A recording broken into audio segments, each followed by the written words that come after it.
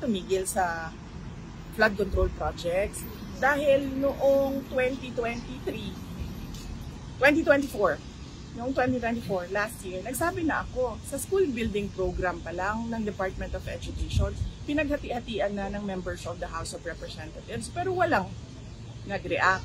Hanggang ngayon, walang nagsasalita, walang nag-iimbestiga. Hindi lang naman flood control so kung seryoso talaga ang administrasyon sa paghabol about sa corruption, tingnan nila yung buong budget ng 2024 at ng 2025. At hindi lang yan, huwag tayo tumigil dyan.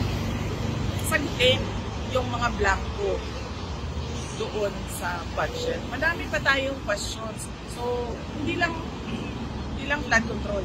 Lahat.